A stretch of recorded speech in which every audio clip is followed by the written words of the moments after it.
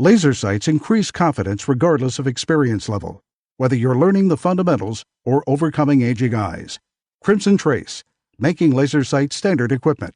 Visit crimsontrace.com to find a dealer near you.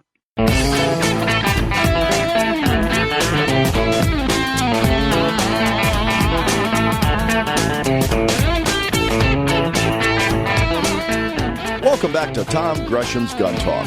Now we rejoin Tom at the 31st Annual Gun Rights Policy Conference. Oh, yeah, we're just rocking along. We're having a good time here. We're basically getting together with a bunch of our friends. Phillip, you grab that chair over there. We got people walking in. It is a who's who of who's involved in the gun rights movement. And, yeah, everybody knows the Second Amendment Foundation. Everybody knows the NRA. But what you may not know, and if you don't, shame on you, is that there is a state organization wherever you are. In every single state, there's a good state organization there. And if you're not involved in that, then I'm going to send you a Gun Talk slapogram. Just because when you open it, we're going to smack you upside the head. It's as simple as that, because you have to be involved. All right, now we are going to be talking with Jim Irvine from the Buckeye Firearms Association, obviously in Ohio. Sean Carrana is with Florida Carry, which is a group that's been doing a lot of good things down here in Florida where we are at the moment. And walking in the door, sitting down and joining us right now is Phillip Van Cleave from the Virginia Citizens Defense League. So what I'm going to do is, first of all, we have talked about the FASTER program that Buckeye Firearms is doing, training teachers and administrators and other people in the school system to carry. It is a very good, Chris Serino is a good friend of mine. I know Chris is involved in that. Yep. It is not just here's a familiarization class about what a gun is. This is a serious training program, isn't it? Yeah, it's funny. We had, we work with RSOs and cops now too, and we had a police officer come through, I think it was last year, one of the Serino classes, and at the end of the class, this guy's been a cop for 20 years, done all of this stuff, and at the end of the class, he says, hey, can I say something? Chris says, yeah, go ahead, and this guy says, look, in all my police training and everything I've ever done, this is far and away the best class I've ever taken. He goes, and it makes me mad, all the instructors I had that didn't hound me like Chris did on some basic things. He goes, I was always good enough, and that was good enough for law enforcement. But it's not good enough for Chris. It's not good enough for these teachers. He goes, everybody needs to know about this. So it was a really cool validation of the program from somebody who's done a lot of training, and a testament to Chris Serino and what an awesome instructor he is. How long have you guys been doing this now? Our 4th year. We just completed. We did 8 classes this year. We spent over $200,000 this year, including giving out $15,000 worth of trauma gear for our schools. Where's the funding come from?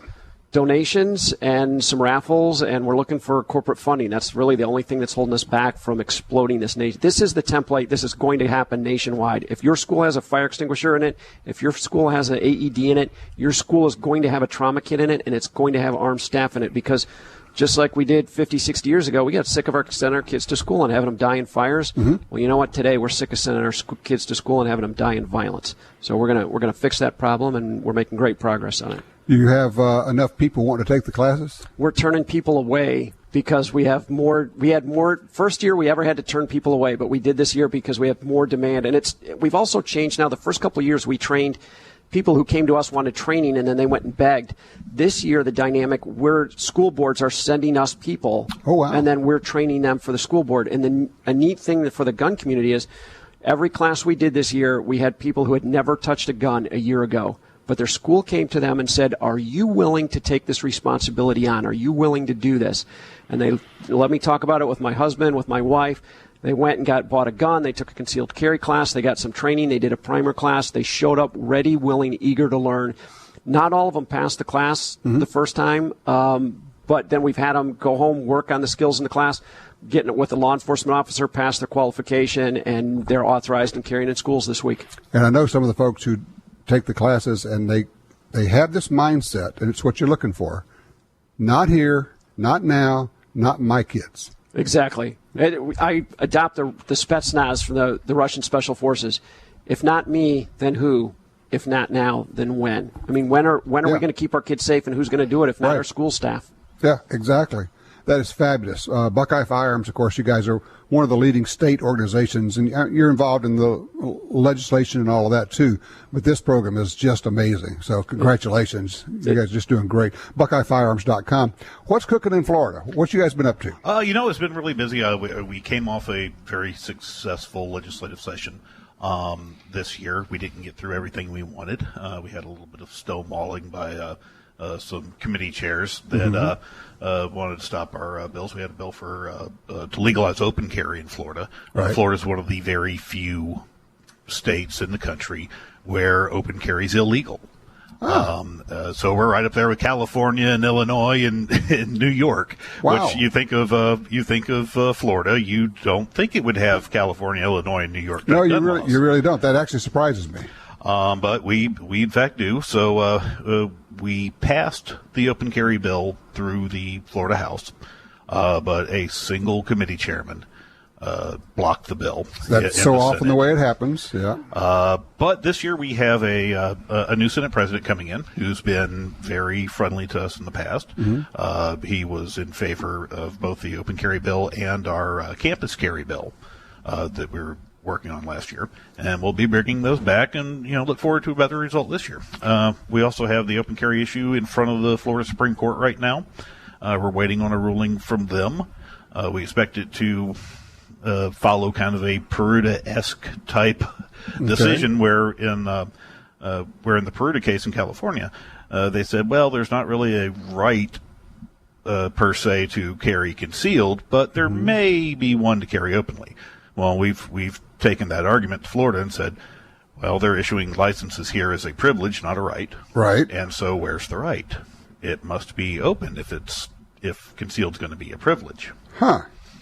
So we're waiting for a ruling on that and hope to have it in the next 3 to 6 months, just whenever the court puts it out. When I walked into the room, you guys were over in the corner talking, and you were talking about the necessity, the requirement that people be involved, and not just involved, but active. Absolutely. When we go to a legislator and we say, hey, we've got a bill that we want you to pass, they don't stand a chance of passing anything through any committees just by going and saying, hey, guys, this is a good bill. Let's all pass this bill. It takes personal involvement from our members and from our supporters to get out there, and we'll send them an email when the bill's coming up to go into a committee. Right. We'll say, contact these particular legislators. Tell them that you want them to support this bill. And call them, call their offices. Get in. It takes that individual engagement by our members and 1,000, 10,000 people writing these legislators to let them see how being a good idea and being the right thing to do is not enough, is what you're telling me. Oh, absolutely. It really takes the involvement. I mean, I'm looking at you guys. You're both over here nodding. Exactly. We got 3 state groups here, and you're all going, yeah, that's not enough. People have to show up. And the thing is, the only way you get 1,000 people to show up is you have 1,000 one-persons to show up. And people say, well, I can't do anything on my own. And you hear it. Right. And the thing is, if everyone took that attitude, then we'd be nowhere. We'd have no one. You wouldn't have 1,000. Nobody be there. But you get each individual says, yeah, I will be there. Now, here's the question for you. How do people know? And other people thinking, yeah, but I never know when these things are happening. You got to get plugged in, right? Exactly. Yeah. You join your local organization. You get on their email list. You actively watch it. You don't just send it off to the spam folder. You have to do some active listening. Active listening. You have to be not just willing to do it. You have to participate. You have to bring something to it, Jim. Yeah, exactly. I tell everybody they've got to have a minimum of, for the state, their 3 phone numbers. Their state rep, their state senator, and their governor. All those phones need to be in their cell phone so that anytime they're listening to gun talk or an issue or whatever it is on the radio and some idea pops in their head, hey, right then, just make a quick phone call and say, hey, I'm Jim Irvine and I support this bill or I'm opposed to this concept. Just that short message when it comes up, when it's on your mind, that start building that relationship with your representative, because if they don't know you, you're not involved and they're not representing you. Phillip, you may be one of the best at getting people to show up with the Virginia Citizens Defense League. How did you go about building that enthusiasm with your folks? Well, we have an email list which reaches out to 28,000 people. We have 6,800 paid members. We've got another 28,000 that might, and we keep the alert focused on guns, what affects people in Virginia, and what they may need to know outside that could affect them in Virginia. Right. We don't get off on any other tangents, zero other things. It's guns. And the way it's been put together, we just constantly get thanks and praise, and people say, I look forward to that coming out. I'm on your mailing list. I'm on all your mailing lists, Yeah. And I'm not in your state, but I learned something by that, and that's something we ought to talk about. Let me take a quick break here, guys. We'll come back. I want to talk about the absolute necessity. Each person who says, what can I do for gun rights? Well, you must be involved on the state level, because that's really where the rubber meets the road. Don't go anywhere, guys. We'll be right back. When it's all on the line, you can count on Trijicon Optics. Earning its reputation in combat and on hunts in all corners of the world, Trijicon comes through. The new AccuPower rifle scopes feature battery-powered illuminated reticles, variable power, adjustable brightness, plus they're waterproof. The years of waiting, the dollars spent, your hunt of a lifetime comes down to a single moment. Get Trijicon quality. Trijicon.com. Trijicon.com.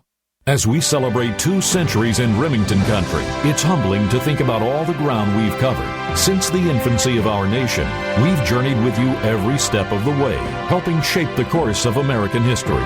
Remington country is bigger than a place, and for the 200 years, it's been our highest honor supporting your freedoms and your way of life. To celebrate, Remington is giving away 200 guns. For a chance to win, tell us your story at 200sweepstakes.remington.com. Attacks happen every day. How will you react? See real people put into real-life criminal attack situations on First Person Defender. Discover what works and what doesn't. Kidnapping, ATM robbery, home invasion, and other attacks. Learn how to save your life and the lives of your family. Get the entire first season on DVD at shopguntalk.com. Get prepared. Shopguntalk.com. Shooting your gun is more fun than cleaning your gun, right? Then you want Federal's newest high-tech ammo, American Eagle Syntech. With polymer-coated bullets to eliminate copper and lead fouling, clean burning powders, and the Catalyst lead-free primer, Syntech range ammunition means you clean less, shoot more, and shoot better. No copper jacket also reduces splashback when shooting steel in 9mm, 40, and 45. Visit federalpremium.com and ask your local retailer for Syntech ammo.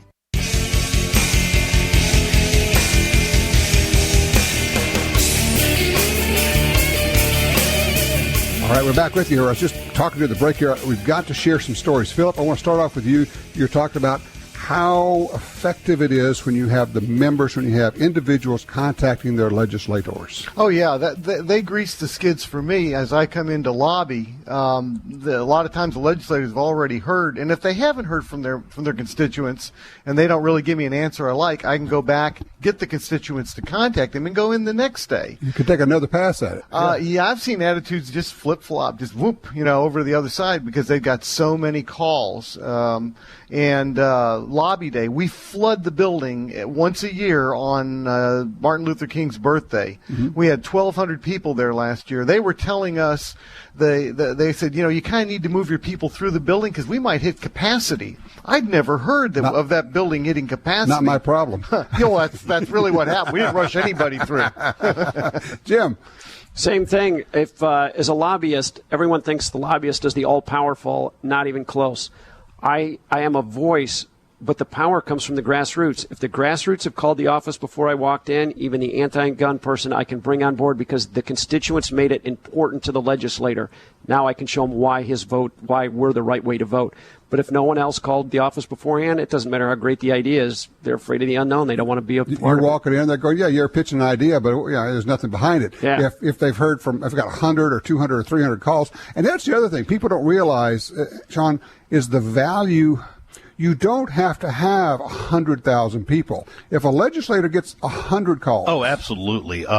We've had a bill slot is one of the most expensive commodities in the legislature.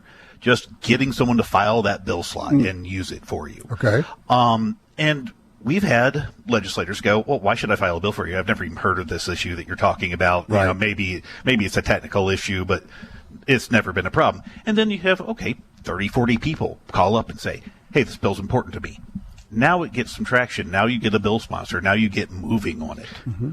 You'd be surprised sometimes how few it takes. These legislators, truly, they get all these bills out there.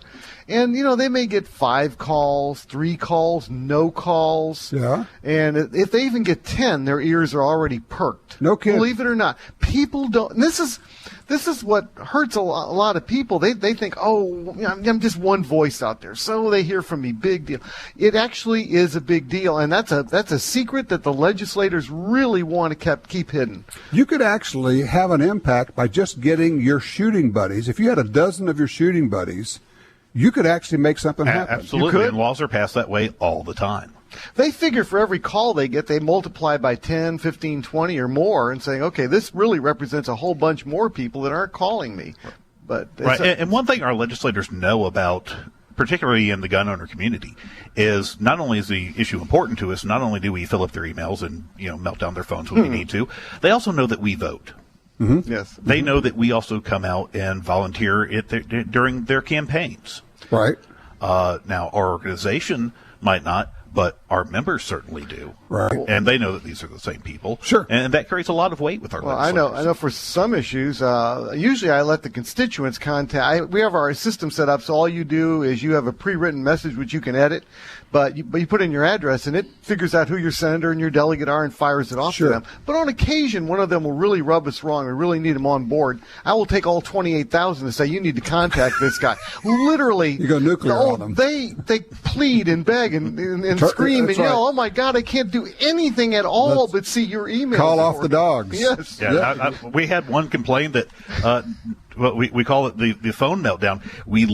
There were so many calls coming in, it literally damaged the equipment, had to be replaced. All right, Phillip, I've got to ask you, the big news, VCDL, the Katie Couric special, the 8-second gap is kind of like, where's Rosemary Woods when you need her? The whole deal, and most people know what we're talking about, but set the stage for us of what happened, okay?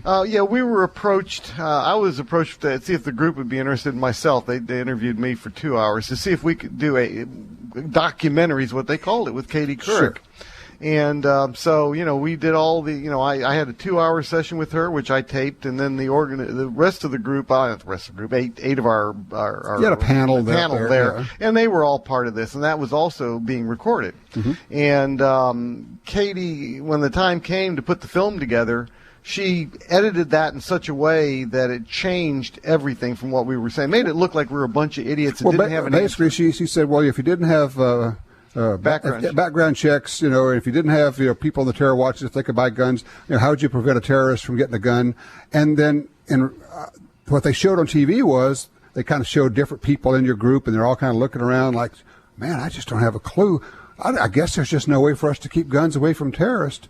Fortunately, you guys are smart. You've been there before. Somebody had an audio recorder running. Yeah, so we came back with immediate answers, 6 minutes of back and forth. And another part they cut out is right when she originally asked the question, she says, I'm going to ask you a question. I know how you're going to answer this, but I need to ask the question. And then she went on admitting right there. She knew there was going to be an answer, but they cut all that out. What they did was, after the whole session was over and they said, okay, that's a wrap, they said, we need everybody to sit dead still, no movement, no noise. We're going to tape the audio level. They call it room tone. We've got to get some room tone. Room tone. But they were filming during that time, and that's where they got the 8 seconds, because you don't stare at somebody you can't communicate with. You look at the floor. As a TV producer myself, I've edited a lot of stuff.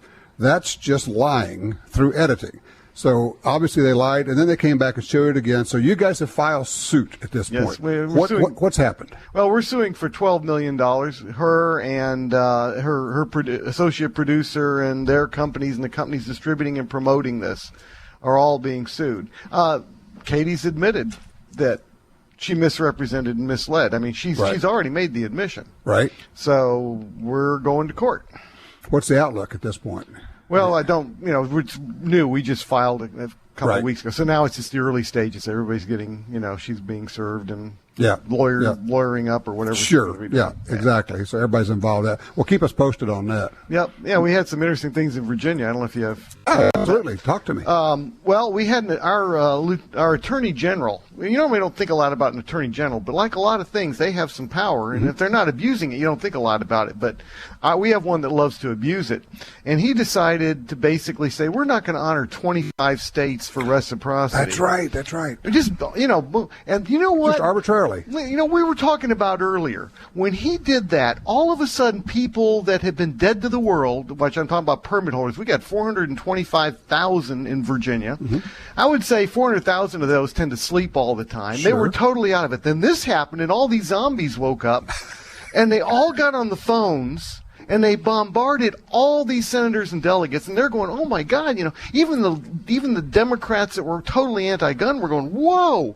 I didn't even know I had these people in my district. I've never heard from them." Because these people are thinking, "What's the point?" Well, there is a point, and this proves it. The pressure was so intense across the whole General Assembly, including the anti-gunners, that they were trying to come up with a solution to this. They had to do something because they had an election year coming up this year.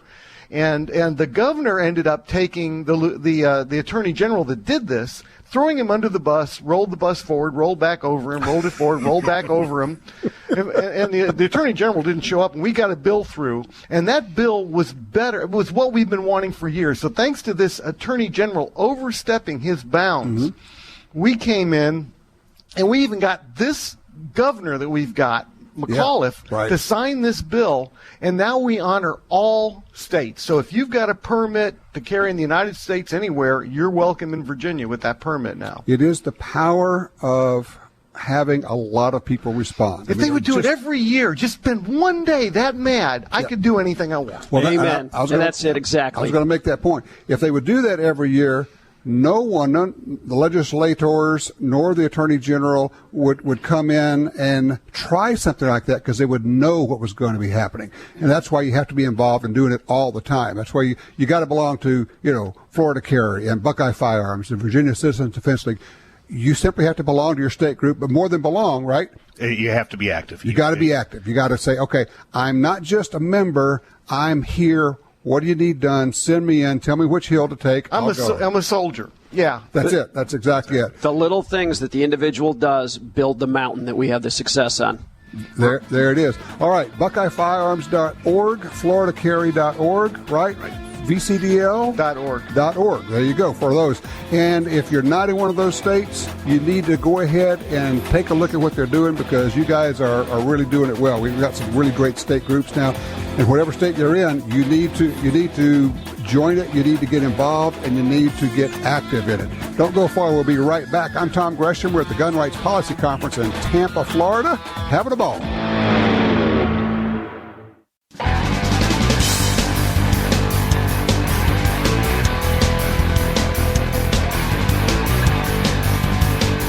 Welcome back to Tom Gresham's Gun Talk. Now we rejoin Tom at the 31st Annual Gun Rights Policy Conference. All right, here we are at GRPC, visiting with a lot of our friends, a lot of folks I've known for a long, long time, including these two guys. Jim Wallace with Gun Owners Action League, Goal, out of Massachusetts. Is that the oldest state group, Goal is, do you think? I don't know. It's 1974. Got to be one of the oldest ones. It's got to be pretty close if it's not. Absolutely. And then his honor, Phillip Journey from Kansas State Rifle Association.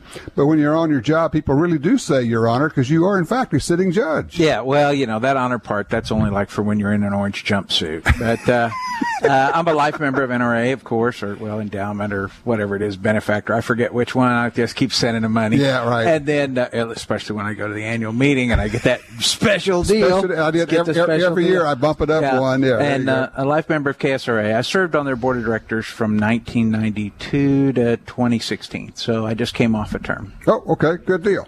All right. So, Jim. Yes, sir. You're in Massachusetts. We just had why do you have to keep reminding me? Because it makes him feel so much better where he lives. We call that downward comparison. There's always someone who has it worse than you do. That's like visiting somebody in the hospital and goes, your leg's supposed to look like that? Come on. Says, man, sucks to be you. I'm so sorry. I feel so good about myself because I'm not you. How's that? That's right. All right. So you just had the most amazing thing happen there that was, No one could have imagined it because it was so bizarre. Describe what just happened. Oh, just off the wall. Massachusetts, unfortunately, still has an assault weapons ban because it was separate from the federal law when it sunsetted. And, we've dealt with so-called compliant guns since 1994 in Massachusetts. Right. We were up until July 19th. And then, without warning... These are guns that were basically manufactured to comply with the features test. With the law. Right. So everything was complying with the law. Absolutely. The ATF understood the rules. The mass government understood the rules. The retailers, manufacturers, the buyers, everybody understood the rules until July 20th. Okay. And then on July 20th, without warning, except for the fact that we learned later that she briefed our Republican governor and he backed her on this move, that she woke up. Literally held the press. Who? The Attorney General of Massachusetts, Maura Healey, woke up, held the press conference, and said that I am now enforcing the law. This is how she's getting away with this, supposedly. Sure. She's not a new law. It's just no enforce the law. Right. She's actually reinterpreting it. So, that's a whole different thing. Absolutely reinterpreting it. And what she did was to say that anything that resembles a banned gun is now a banned gun. And she added two more tests to it. One is a similarity test, and one is an interchangeability test. And the interchangeability test goes so far as, let's say, the Tavor, which is a popular gun now. Right. Because it takes an AR mag, it is now banned in Massachusetts. So anything that can take a part of a banned gun, like an AK, an AR, an FN, a Tech 9, anything that can take a part of one of those. But that wasn't written into the original law. No, absolutely not. The only original law was the features test. If it had two of the popular features or whatever, bayonet. Like, I'm still trying to figure out how many drive-by bayonettings there were in this country. Okay, but, so I know people are asking, and they probably ask you, how can she do that? Well, so far. Because nobody stopped her. Right. By saying that she's not reinventing the law. She's not changing the law. She's just finally enforcing the law.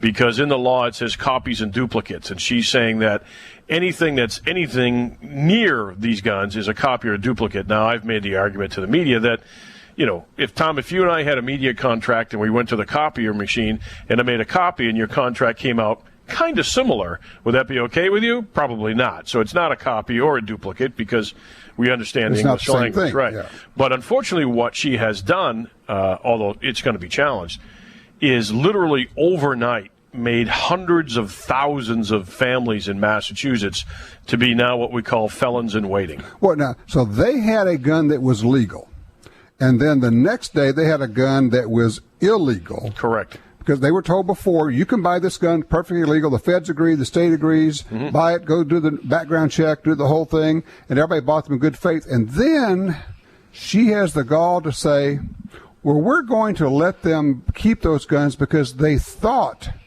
they were legal. Well, is that right? Not necessarily. No. But you got to remember. Let's take a step back too, because you got to remember that in Massachusetts, unfortunately, we've had transfer reporting since the 60s. So you got to remember, for 22 years, all of these transfers were approved by the state. Okay. They have to be. Right. Now, what she has done is say that, declare that the gun itself, because the assault weapons ban in Massachusetts includes possession. So you've broken the law, according to her. You are now, and by the way, punishment of this particular crime is 10 years in prison. This is not a joke. So you got tens of thousands of people who could, and they actually have filled out the paperwork. Right. So you have the de facto admission that I have committed a felony. Right. So by her, what she has promised in her enforcement letter is that she will not prosecute anybody who's purchased one prior to this date, but there's no guarantees in law. And I remind people that the very last line of her enforcement letter is that she can change this enforcement letter at any time. So there's no protections in law for these people. You have literally hundreds of thousands of people who are now felons in waiting, and it's very serious because your first offense is 10 years, your second offense is 15 years.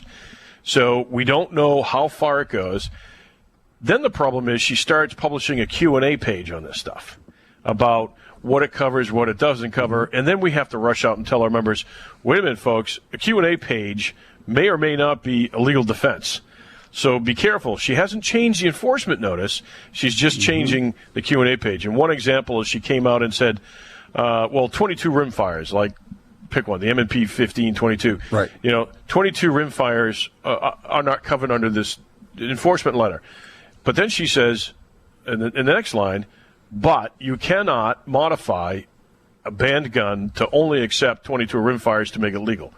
Well, 22 legal or is it not legal? And there's nothing in the law that even mentions different calibers. So, then the next question is, well, if 22 rimfires are okay because they're not a 223, does that mean an AR-10 is okay because it's a 308 because it's a different caliber for an AR? And it just it just keeps going down the line. Right. Maybe she should run for the legislature. If she wants to write the law, she should run for the legislature. Well, here's the thing: is that the timing of this, Tom, was right in the middle of the National Republican Convention. Right. So most of the legislators were gone from Massachusetts.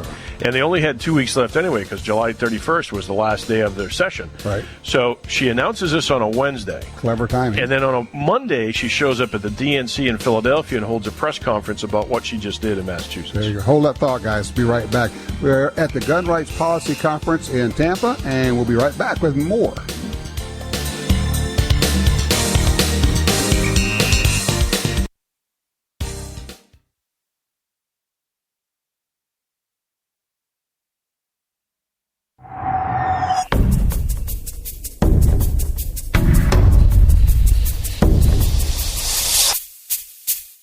Smith & Wesson Bodyguards. Carry more comfortably, walk more confidently. When it comes to personal protection, nothing beats a Bodyguard. Choose the lightweight, compact, and concealable Bodyguard 380 pistol or the Bodyguard 38 revolver, both with a built-in laser sight. The Smith & Wesson Bodyguards. Carry more comfortably, walk more confidently. What's important in a gun safe? Security, reliability, safety, good looks? It all comes down to quality. Quality that's built in from the beginning. Liberty Safe has made quality products for 29 years right here in the USA. Trust your guns, your valuables, and your safety to Liberty Safe. Did you ever regret buying quality? I didn't think so. Get the best. Whatever your budget, get a Liberty Safe. LibertySafe.com. Hi, this is Tom Gresham from Gun Talk. America is losing critical wildlife habitat at a rate of 1 football field every hour. It's happening on the Louisiana coast, but it's critical to all sportsmen and conservationists. These precious wetlands provide winter habitat for more than 10 million ducks and geese annually, waterfowl that migrate north through dozens of states. Don't shrug it off. Get involved. You can help. Visit vanishingparadise.org. Fans of Slip 2000 EWL gun lubricant will want to try EWL 30 this summer. The thicker EWL 30 sits up, migrates less, stays wetter longer, and will not dry out. Perfect for long-term storage. It also holds up better in hotter conditions while still providing the excellent high round count performance you have come to expect from the original EWL. Slip 2000. We're all about gun care. Learn more at slip2000.com. After a long workday, you need a break when you get home. That's when it's trigger time. With quality adult air guns that are powerful, accurate, and quiet, and cost just pennies to shoot. We are Pyramid Air. We know air guns. Let our experts with more than 150 years of combined air gun experience help find the right air gun for you. Get your trigger time, anytime, for less. PyramidAir.com.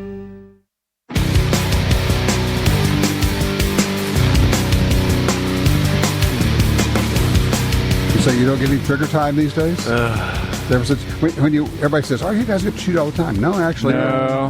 Look at it. Everybody goes, "No, we don't do that." All right, now we're talking to Jim Irvine, and we're talking to Phillip Jardy from Kansas. Jim from Gun Owners Action League in Massachusetts. This incredible action, I think probably illegal action. I know that there's been at least one lawsuit filed by NSSF, which is filed, but that's kind of from the standpoint of the manufacturers. You guys working on something? Yeah, we'll work on something else. We'll come at it from the Second Amendment and due process clause that kind of thing. So we're still working on that. You know, the sad thing is, Tom, everybody gets impatient because as soon as something bad happens, they want, 1,000 lawyers and $1 million to drop out of the sky and take care of things, and it's just not the way it happens. Now, you mentioned during the break something that's interesting going on. Okay, so the Attorney General has said, well, I'm not going to prosecute you for this. Two things. One is there's no promise that another following AG wouldn't, and we'll talk about that. Sure. But the other one is, in Massachusetts, you have to register your guns. You have to re-register your guns. Is that the way it works? No, you don't have to register anything. You have to report a transfer. So okay. In effect, it's kind of the same, but if you move into the state, you don't have to register anything. But anyway, they know what you have transferred. Okay, so people are going in, but what's happening when they go in?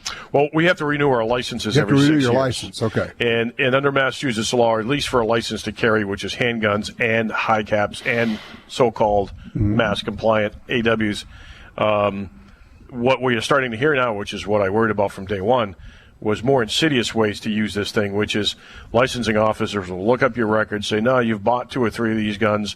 You're now potentially a felon. I have to report you to the Attorney General's office, and I can't renew your license because you're an unsuitable person. Wow. So it's very insidious. And we told people that from day one. I mean, Tom, think about it if you got an aggressive DA who hates gun owners. Absolutely. And you get tangled up in a stupid misdemeanor, and your attorney calls the DA and say, come on, we can get rid of this. Well, your client's got 3 of these guns. We checked his Mercs records.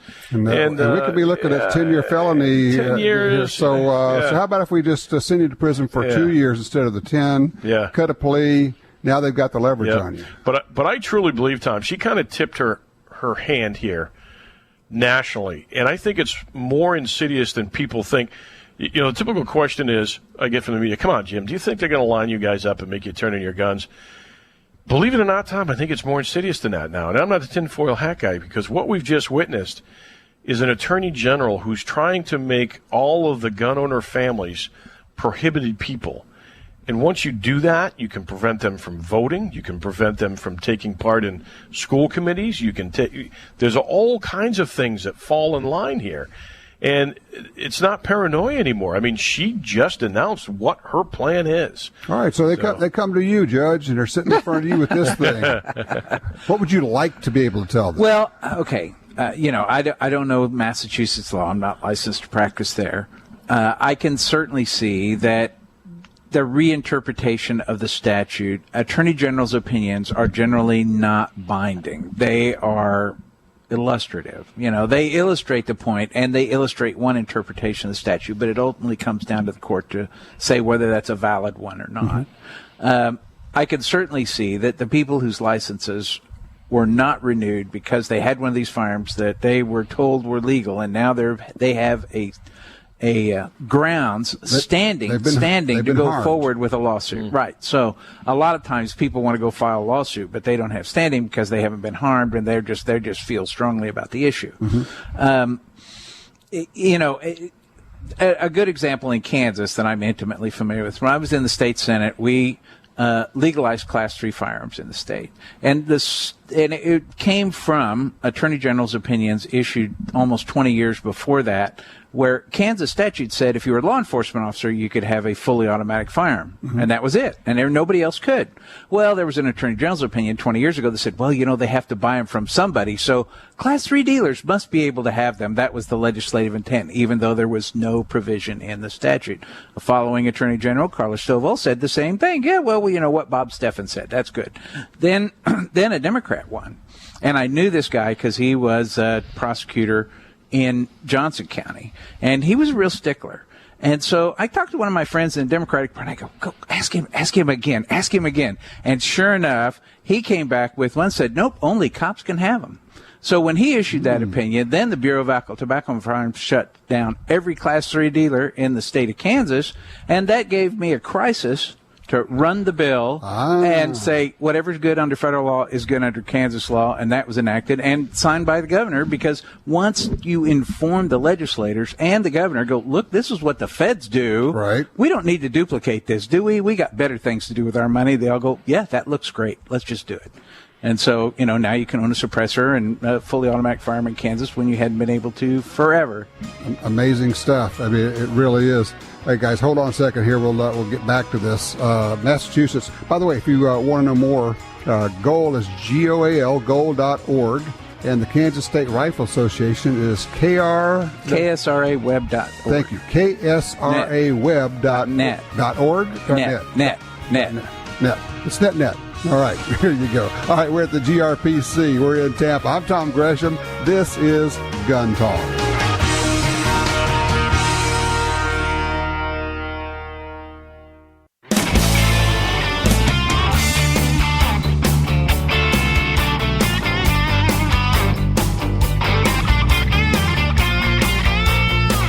All right, we're back with you. Got Jim Wallace and Phil Journey with me right now. All right, talk to me. Massachusetts, what's the narrative? What are you doing? You keep talking about changing the narrative. What does that mean? Yeah, change the narrative. Don't accept what people, especially in the media, are trying to talk to you about.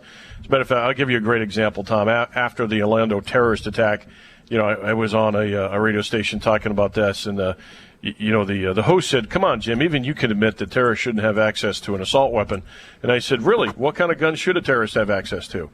So, most guys would have wasted a half hour trying to explain how warm and fuzzy the AR-15 was. Right. And I'm trying to change the subject. No. Let's talk about the terrorists. So you tell me, let's make a list. We're on the radio, but I got a pen. Let's go. Name them off. What kind of gun should a terrorist have? What gun should he have? How about none? Yeah. So there you go. And, it's all those kinds of things that don't accept what they're trying to argue with you with, because chances are, if they're asking you questions, they're trying to paint you into a corner. Sure. Don't accept the premise of their question.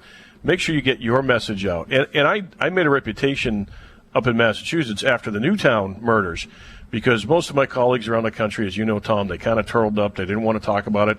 I took every microphone that they offered me. I did 150 interviews after those attacks because I wanted to talk about the mental health issues. I wanted to talk about the crime issues. I wanted to talk about the good things that gun owners do. And, what I talked about on the floor this morning was when I talked to the people, when I talked to reporters, I split it up into 3 categories now: safety, homicides, and suicides. Gun owners are responsible for one of those, and we're excellent at it. That's right. We're good at safety. Right. The government is in charge of homicides and suicides, and they stink at it. And they're doing a lousy right. job. So, Phil. Yo. Media takeaway. You got to know how to talk to the media. You got to know what to do here. Absolutely. Well, I've done an awful lot of it, and it is really important that individuals that represent organizations are prepared for when they go in, that they have some media training so that they know how to deflect the question and go back to the original premise. They got to figure out what they want to say and how they want to say it and get it said. A lot of times there's a lot of questions out there that will try to pull them off topic. We have got to make the point to the American people. If the American people are with us, the politicians will follow. They don't lead, they follow. Mm-hmm. They want to protect themselves. And so, we've got to reach out to millennials. We've got to bring the kids into the shooting sports. And that's what I talked about this morning, how important it is. I'm a 4-H instructor and coach. And great program. We've got great kids in the program in Sedgwick County in Kansas.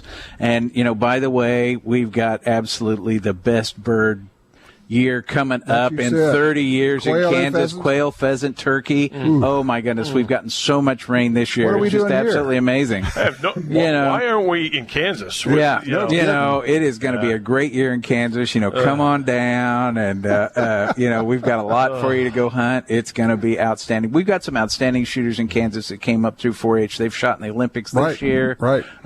We've got one boy from Sedgwick County, Ben Walkies. He won the national championship in air pistol for 4-H last year.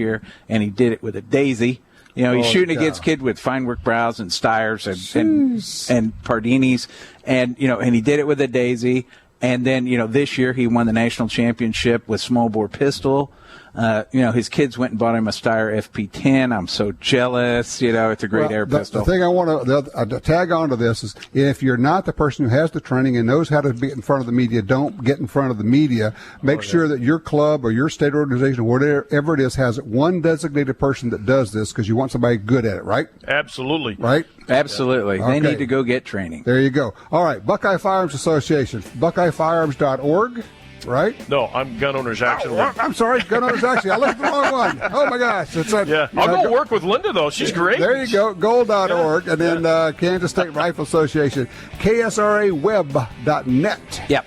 There you go. Thank you, gentlemen. I sure appreciate it. Sorry to put you in Ohio. It's a good state there. Hey, I'll go to Ohio anytime, sure. There you go. There you go. Get involved in your state organization. Only the Second Amendment depends upon it. Thanks for joining us.